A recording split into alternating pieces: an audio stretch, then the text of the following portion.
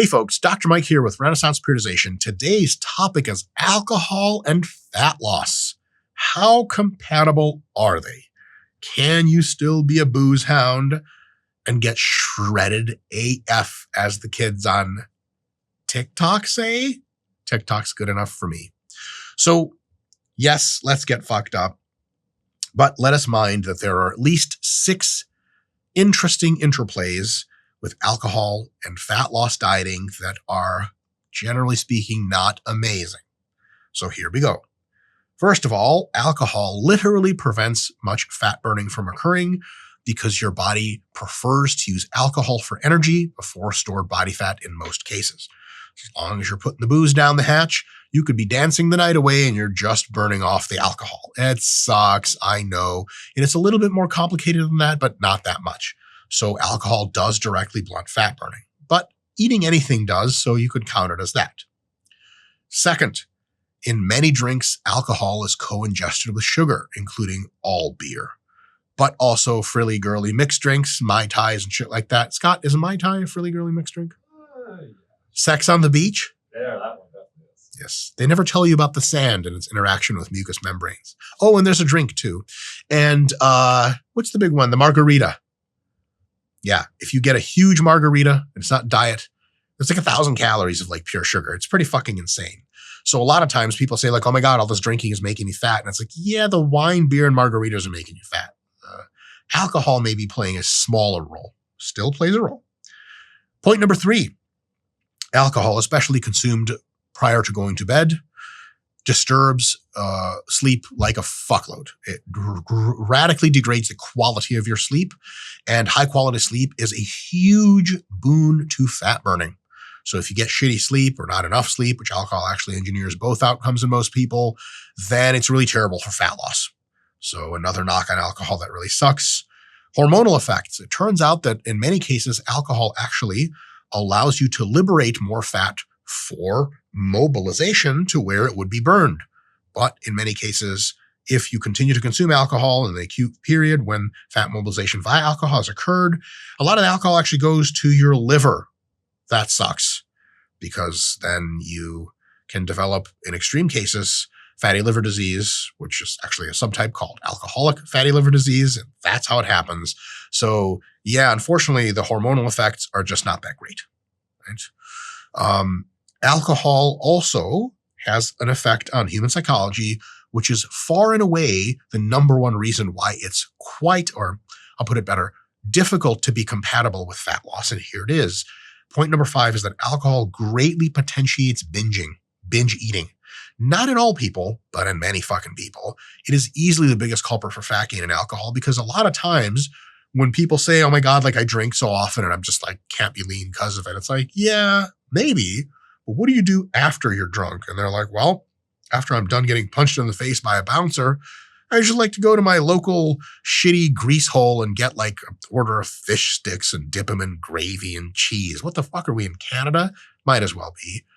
Yeah, it's tough. People eat like total dog shit, and food tastes some combination of like nothing at all and incredible when you're drunk. It's tough, and there's a social thing. Everyone's going out to eat after. There's a thing where alcohol literally, in most cases, reduces your inhibitions. And then, when you're on a fat loss phase, you have to use technically, psychologically, is some inhibitory drive to suppress your hunger and cravings. But if the inhibitions fly off, like, well, alcohol is cool for that reason, because then you can try to talk to people you wouldn't normally, solicit sex, offer up sex of your own, which is fun in the club scene. But also, when tasty food is in front of your face, you're like, rock, yeah, you just grab it like a child. Not exactly conducive to dieting and tough to get over. Lastly, the last ding on alcohol's ability to comport with fat loss is that it interferes with your next day of kind of anything you planned. Training is going to blow a little bit more, or potentially more dick the next day. Your NEAT can be down, non-exercise activity thermogenesis, the amount you just move around anyway. Like if you had a fucking banger last night, you might be, 2 p.m. rolls around, you're still on your couch like, what the fuck happened to me? Like you're not getting a whole lot of steps in, not super conducive to fat burning. And you walk outside and The lady's been walking her golden retriever around the block 10 times. She's like, hey, how are you? You're like, fuck, people are awake at this hour. Like, that's not exactly a fat burning lifestyle. And then, of course, recovery. Like, you shitty night of sleep. Alcohol interferes with recovery at almost every level.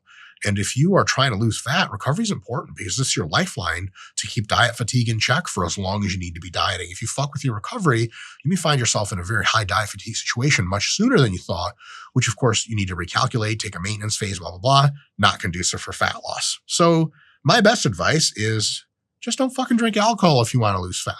Hold on a sec. I'm not going to leave you motherfuckers with just that. Hold up. What if you just still want to drink? Here is how you can drink. Oh my God, how many points do I have here? 7. Even more points on that than the points of alcohol's detriment. 7 points on how to, if you're gonna drink alcohol, maybe a few times during your fat loss phase, if you can't avoid it, then, or if you just want a balanced life where you get fucked up every now and again, but more slowly approach fat loss, here are some strategies to align your drinking in such a way that makes it more concordant, or rather less discordant, with the fat loss process. Do these as well as you can and as well as you're willing to make the trade-off. Some of them just categorically a good idea. Some of them are like, if you want to zig this way or zag that way, dealer's choice. So here they are. First, stick to straight liquors. No mixers. I would avoid wine and beer, because if the straight liquors are what you're going for, in many cases, the only caloric content of that liquor is alcohol. So your calories ratio to how fucked up you get is maximum. Now, no mixers is great, but diet mixers work too. So if you order a Diet Coke and Scott, you drink, what do people order? Diet Coke and rum and Coke. Rum and Diet Coke is definitely a thing. That's a perfectly fine idea, right? Almost all the calories from the rum come from the alcohol, or all, as far as I know. And then, the rest is just just liquid. So it's totally good to go. What you do want to really avoid is margaritas and super shit like that, because that can just be there's 120 grams of carbs in this drink. What the fuck? Am I eating kids cereal? And there's oh yeah, by the way, you'll get enough alcohol in there to get you a slight buzz. There must be better ways of doing this. So if you're really intending on getting a little fucked up, then yeah, straight liquors, etc. Point number 1 and point number 2 don't gel very well, and I'll have some very good caveats for you once I tell you. Point number 2 is to drink on an emptier stomach. Why? Because drinking on an emptier stomach allows you to get substantially more drunk, or feel the effects of alcohol more, which is why you're drinking alcohol, than if you drink on a full stomach. Okay, that's just a thing. So if you're going to go to the club and you want to be partying with your girlfriends and you want to be feeling the music, so to speak, being drunk, I just wouldn't eat 5 burritos before and be I've had 6 drinks, nothing's fucking working. And it won't for some time. So empty your stomach is a good idea if you want a smaller amount of calorically impactful and otherwise negative for your body alcohol to have the biggest effect on your mood or whatever it is, when you're getting tipsy. Here's the thing. You must be very careful with this. I joke all the time on this channel. It's all for entertainment, etc.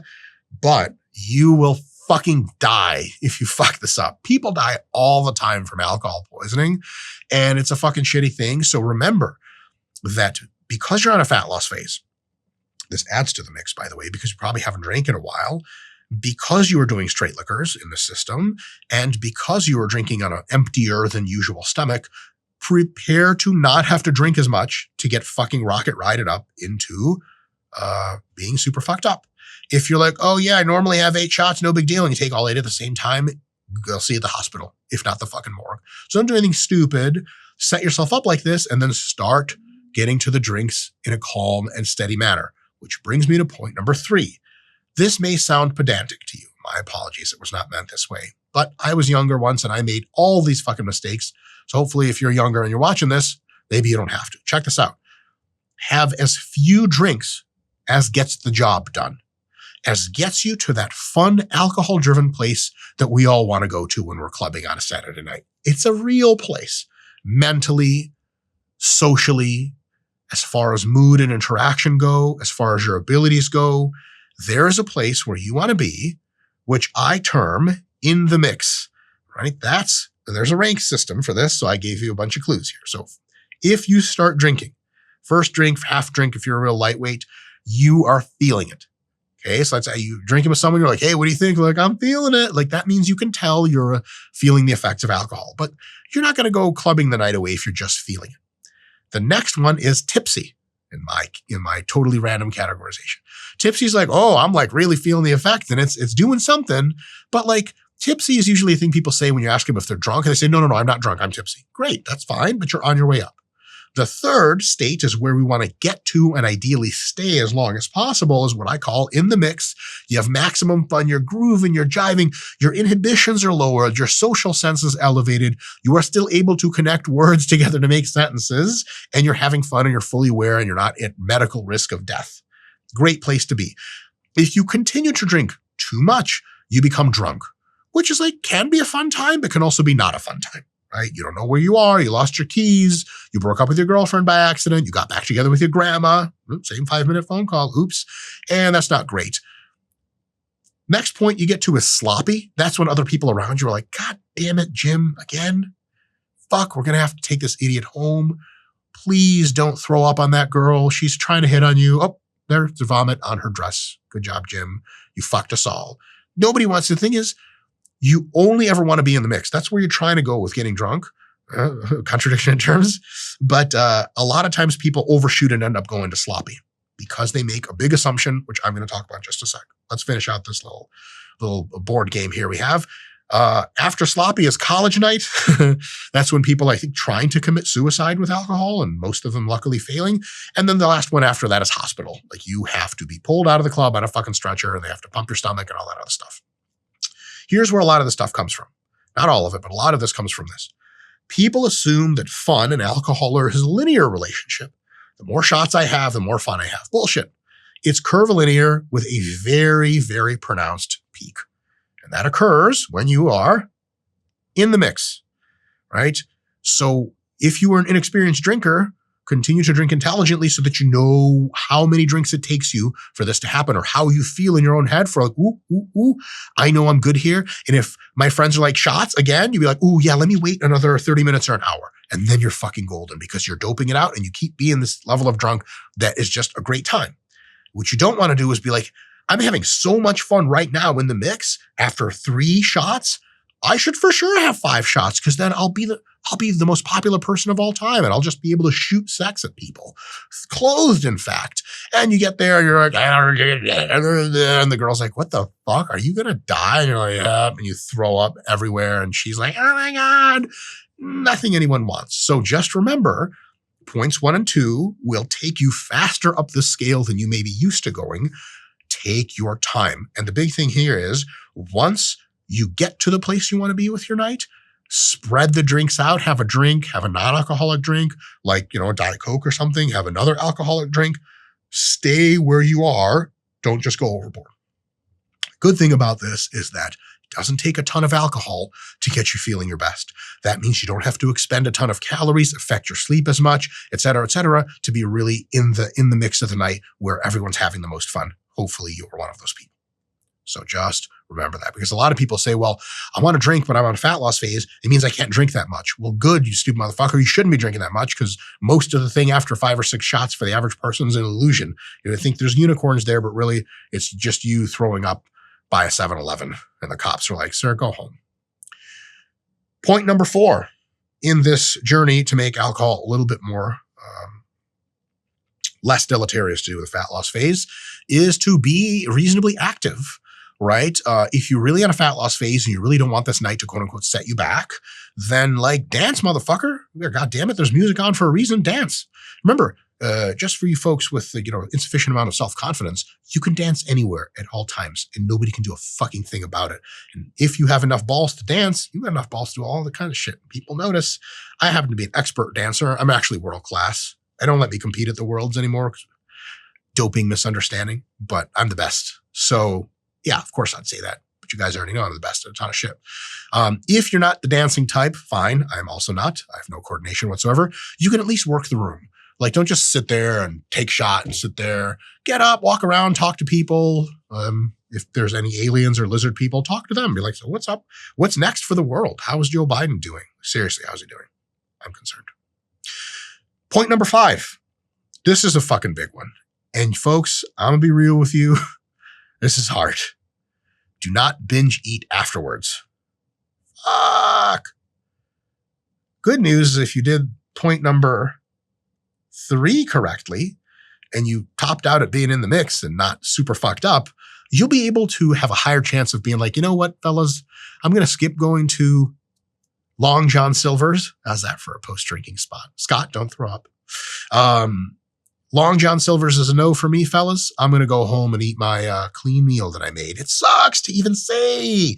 Or maybe you're at the club and girls are talking to you, so you don't want to leave. And you're like, hello, ladies. And you pull out a protein bar and you pull it back. And hey, you might strike a great conversation because the 2 girls you were talking to are like, oh my God, what a weirdo. And a third fit chick comes up and she's like, oh, what like brand of protein bar is that? And you're like, it's pure protein. It's really good. It's the peanut butter chocolate chip one. And she's like, can I like see your protein bar? And you're like, yeah, right here. She's like, I don't mean that one. And you're like, finally, fit chicks. I knew it was the protein bars that was going to bring these bitches in. In any case, it's tough to do. You can bring your protein bars to the club. That's fucking weird, but it works. You can have a meal or a shake made for when you show up and you look at your fridge like this and everything's spinning. You're like, oh yeah, clean meal. Clean food doesn't even fucking taste that good when you're drinking, to be honest. But if you really want to make an impact on your fat loss, don't fucking go to Taco Bell afterwards because all that shit is a wash. If you have to go to a food cart or some shit, just try a couple things. You know, like eat someone's breaded shrimp, one shrimp, and let me get a bite of your burger. Shut up. Boom. It's happening. It's over. Stay calm. Your burger's fine. Minus my bite. And then you're fucking good. Like if you can do that, great. Because some people just want to graze and feel the float and just stuff themselves. Fine. But the less damage you can do here, the better. And this is the biggest culprit and the biggest one to fight. It's really hard. Here's another one. Stop drinking 2 or more hours before you hit the sack. That'll encourage more of your sleep to be of higher quality. It is really hard to do. If you're in the mix and you never get super fucked up, you can actually pull it off because at some point you realize that you don't want to be hungover the next day.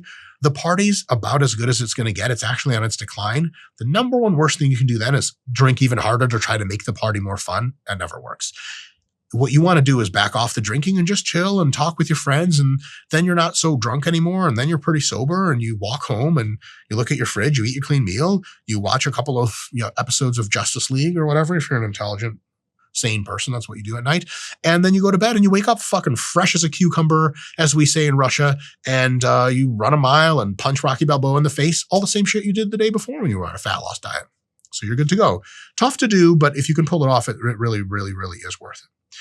And point number 7, not really much of a point, but it's valid. Don't drink super often. Save most, if not all of your drinking for when you're not in a fat loss phase. And I know that sounds itchy. I know that sounds weird to say because it's like, duh, asshole, that's fucking implied. But I think a lot of people have trouble delaying gratification in the sense of like, when I'm in a fat loss phase, or when you're in a fat loss phase, you have to understand that it's not a permanent situation. It's temporary. And you can be without drinking. I sure hope. If you can't, you need to go to a fucking psychotherapist or a fucking addiction counselor. If you can go without drinking for like the last 8 weeks of your fat loss phase, you're just going to have a fucking great time in your fat loss phase. You're going to accomplish what it is you need to accomplish. And then once you're lean and you're fucking off to, go use your new lean body for sex, then alcohol is back and it's great. And you don't even have to do all the stupid bullshit I just talked about. Anyway, be safe. Don't do anything stupid. And have fun. God damn it. That's an order. See you next time.